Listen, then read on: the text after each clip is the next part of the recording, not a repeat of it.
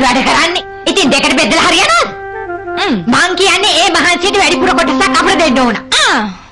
ඒක හරිය අවනඩුවක් නක්කන්නේ. ඇයි අපේ මනුස්සය මහන්සි වෙන්නේ නැද්ද? මං කියන්නේ හරියට බැලුවොත් අපිට වැඩිපුර කොටහක් හම්බෙන්න ඕනේ. තේරුණාද? ඕනාවට වැඩිය කට ගැහුවොත් තියෙන පංගුවත් නැති කරනවා එච්චරයි. තේරුණාද? පුළුවන් නම් කරලා බලන එක නැත්තේ. තියෙන පංගුවක් නැති කරන්න. මේ උඹ හැලා දෙන්න ඔය ඔතන ඇයි රණ්ඩු කරන්නේ ඔය විදියට? මොනවා බෙදා ගන්න බැරුවද? ලැජ්ජ නැද්ද? බලයටයි මටයි මේ කුඹුරු වැඩ ටික කරලා පංගුව බෙදා ගන්න පුළුවන් නම් උඹලට තියෙන රුදාව මොකෝ? නෑනලා දෙන්නට මං කියන දේ තේරෙනව නේද? සත්‍ය හිනස්සන්නේ නැතුව දැන් ගිහිල්ලා. ගෙදර දොරේ වැඩක් පළක් බලාගනින්න. අගේ දෙන්නගේ ගෝරනාඩුව. අනේ මන්දා දෙන්නට වෙන වැඩ නැද්ද? කොයි වෙලේ බැලුවත් රණ්ඩු වෙනවා. ඈ අක්කේ අක්කටවත් තේරෙන්නේ නැද්ද? අනේ මලයන්ඩි මම මේ කිව්වේ අපිට වැඩිපුර කොටහක් ඕනයි කියලා. එච්චරයි. අයියන්ඩි මමයි අපේ කොටහ බේර ගන්නම්. උඹහැලා මහන්සි වෙන්න ඕනේ නැහැ.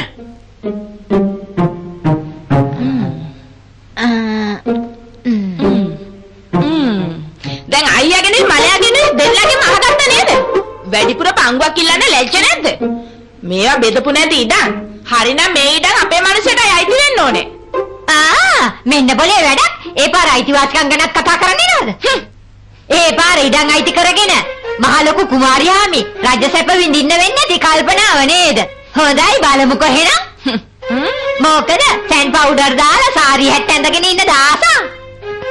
පිනන්තව එහෙම හිතුවට කමක් නෑ. බලන්න කොයි මූලේ ඇති දත් ටිකේ කෑත විතර. දත් ටිකවත් ලස්සනට තියනවා නම් කමක් නෑ මහ ලොකු කුමාරියාමි. අනේ මන් දන්නේ අපේ මලයක් කර ගැහුවානේ. හපෝ මෙහෙමත් ගෑණියේ. මේ යෝධියේ ඔතන රණ්ඩු වෙවි ඉන්නේ නැතුව ගෙදරට ඇවිල්ලා වැඩප්පලා කරගත්තා නම් දෙන්නත් එක්ක රණ්ඩු වෙන්න ගියාම උන් හිටිතෙන් මතක නෑ. ඇයි අක්කේ ඔහොම කතා කරන්නේ? උඹට දුක හිතෙන්නේ නැද්ද? මං උඹේ නංගි කෙනෙක් නේද? මං යනවා. මහ ලොකු නංගි ඊඩම් අයිති කරගන්න මෙතන. හේතුව මාදි. මැනික අක්කා කිව්වේ ඇත්ත තමයි. මගේ දත් කොච්චර කැතද? අනේ මං ඉඳලා මොටද? මෙහෙම අපහාස විඳ විඳ ජීවත් වෙලා වැඩක් නෑ. මට පොඩ්ඩක් හරි දුක මගේ මිනිස්සයා ගැන. කොහොම වුණත් තීරණය වෙනස් කරන්නේ නෑ.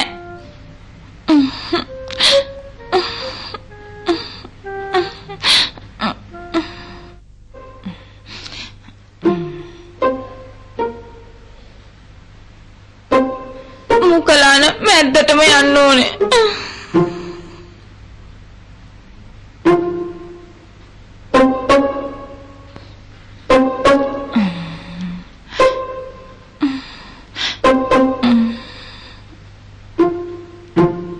මුකලාන මැද්ද ගොරක ගහක් තිබ්බා. දැන් මේ පුලුටු ටික කාලා මෙතන නිදා ගන්න ඕනේ.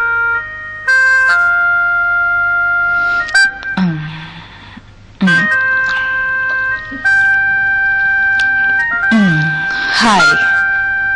දැන් ඉතින් මේ පුලුටු සුවඳට මොණයක් එක් හරි ඇවිල්ලා මාව කාලා දාලා යන්නේ නැත්තේ.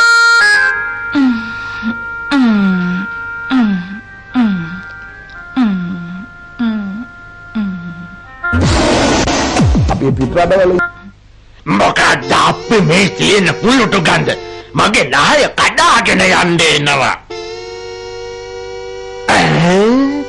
කවුද බවලටෙක් නේද ඉන්නේ?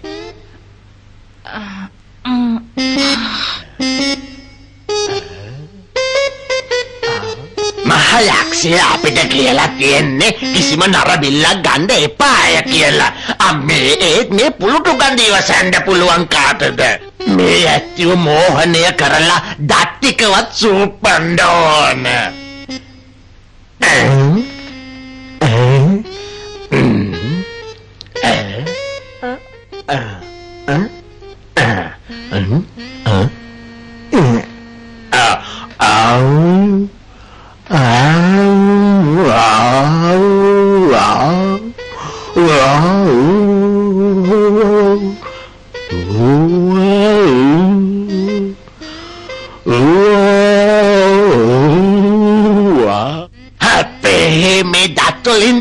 පුල්ලුටු ගඳ එන්නේ.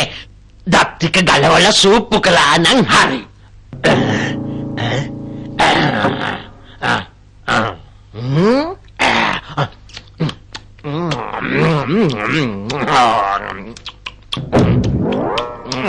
පුදුම රහක්. බොම්බෙලි කරෝලද කොහෙද කාලා තියෙන්නේ.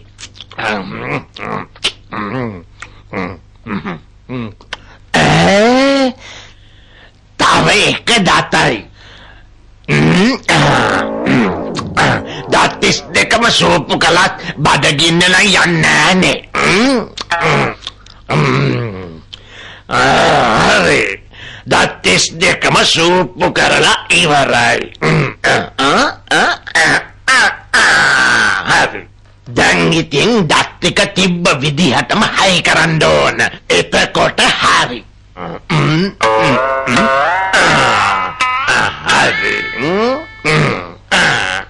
රුන්දක රදනක පුරස්ථාරක චාරක මාර වෙලාද කොහෙද තිබ්බේ? තාමත් නෑ ඔය හරියට හයි කරලා දානවා.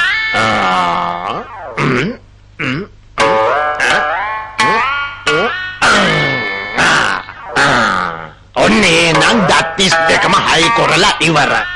හරි. අනේ මන් දන්නේ මේ බවලත් උදවිය මේ මහා ඝන කලාවල් ඇතුලේ මොනව කරනවද කියලා. දැන් ඉන්නේ යකේ කොටුවක් බය නැති ගෑනුනේ. අනේ මන් දන්නේ මට තනියම මෙතන දාලා යන්නත් බය හිතෙනවා. හවස් වේගෙනත් එනවා. මං යනවා. টয়ලට් එකට යන්නත් තියෙනවනේ. මං යනවා.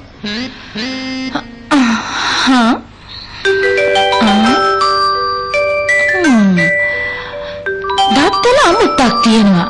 මොනවා වෙලාද මන්දා? දැන් හොඳටම හවස් වේගෙන එනවා. ගෙදර යන්න ඕනේ. හොයනවත් ඇති. ඉක්මන් කරන්න ඕනේ.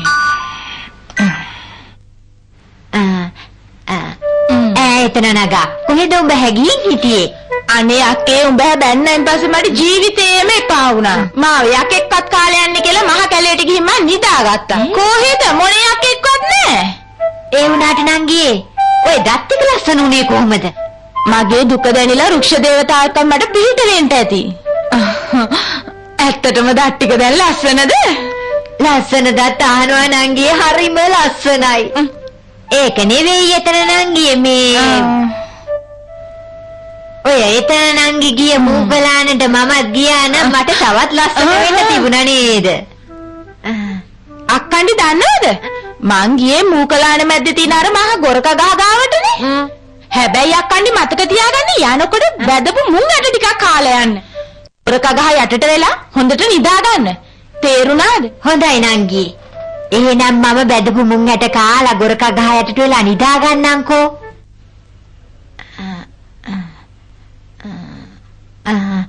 එතන නගා ඔච්චර ලස්සන වුණා නම් මාව කොහොමද තියෙයිද? කිව්ව විදියට බැදපු මුං ඇට කාලා මූකලානට ගිහින් හොඳට නිදා ගන්න ඕනේ. බලමුකෝ. අනේ මන් දන්නේ යකේ කණ්ඩ බඩගිනි. ඔව් කොහෙද මහ යකා නීතියක් ගෙනාවන්නේ නරබිලි ගන්න තහනම් කියලා.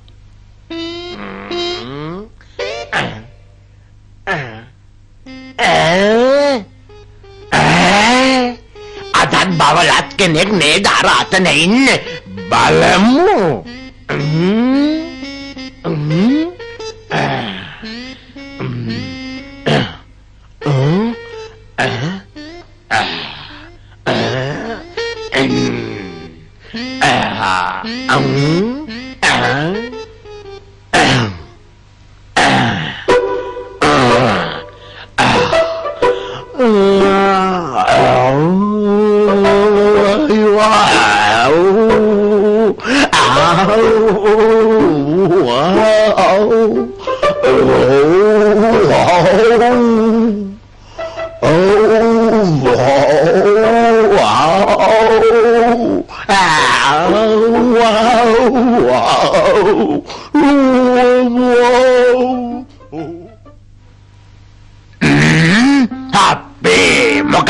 සර ගඳක් එන්නේ. මං හිතන්නේ අනුන්ගේ ඕපදූප හොයන කෙනෙක් වෙන්න ඇති.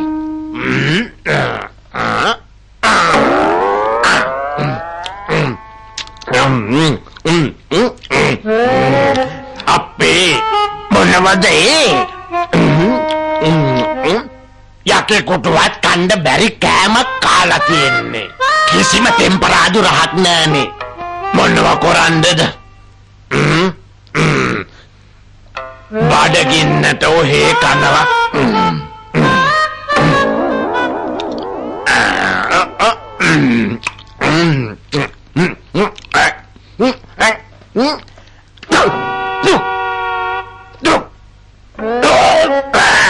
පමණටත් එනවා.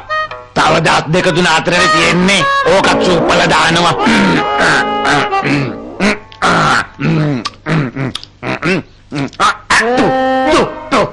ආයෙත් මේ තැනැත්තියගේ දත් හිටවන්න හොඳ නෑ. ඔය මුංගට කෑවොත් එහෙම මං විනාසයි. තනි පංගලමේ කැලෑවලට එනවට හොඳ පාඩම. දත් නැතුව ගෙදර යන්නයි වෙන්නේ. හප්පාර බලියට යන්න තියනවා නේද? අත මොකද්ද අමුත්තක් දැනෙනවා.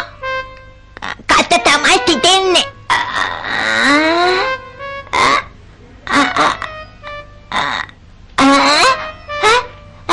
අනේ දෙයනේ මගේ කටේ තත් එක නැහැ නේද? මොකද්ද මට මේ උනේ? අනේ වඩි පුලා අත්තන වෙන්න ගියාට මට මේක හොඳ පාඩම. අනේ දෙයනේ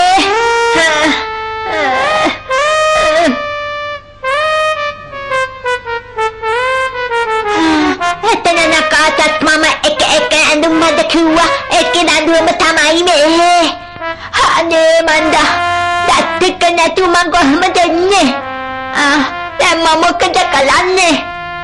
ඉස්සෙල්ලාම ගිහින් එතන නගාගෙන සමාව ඉල්ලන්න ඕනේ.